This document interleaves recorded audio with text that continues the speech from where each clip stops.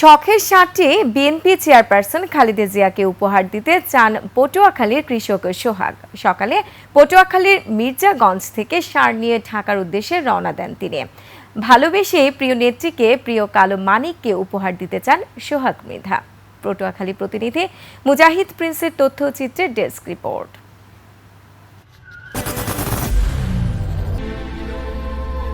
I am Ox. কৃষক সোহাগ মৃধার বাড়ি পটুয়াখালীর মির্জাগঞ্জ উপজেলার উত্তর ঝাটিবুনিয়া গ্রামে। তিনি ইউনিয়ন বিএনপির কর্মী। আওয়ামী লীগের আমলে 2023 সালে সংবাদ মাধ্যমে শেখ হাসিনাকে এক কৃষকের গরু উপহার দেওয়ার খবর দেখে তার ইচ্ছা জাগে খালেদা জিয়াকেও তার শখের ষাটটি উপহার দেবেন। 6 বছর ধরে পরিবারের সবাই সন্তানের মতো লালন পালন করেছেন ষাটটি। কালো কুচকুচে রঙের, তাই ভালোবেসে সবাই কালো মানিক বলে ডাকেন।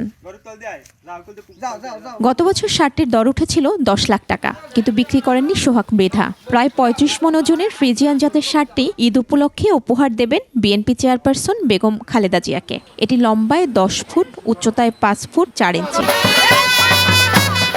ষাটটি ঢাকায় নিতে ভাড়া করা হয়েছে মিনি ট্রাক। বাদক দলের জন্য বানানো হয়েছে বিশেষ গেঞ্জি। সোহাগ মৃধা ও তার পরিবারের সদস্যদের আশা উপহার হিসেবে গ্রহণ করবেন বেগম জিয়া।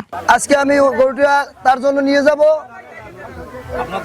আপনাদের মাধ্যমে গরুটা নিয়ে গেলে আমি তার কাছে পৌঁছাইতে পারি। আমরা এই গরুটা অনেক কষ্ট করে পালছি তার দেওয়ার জন্য।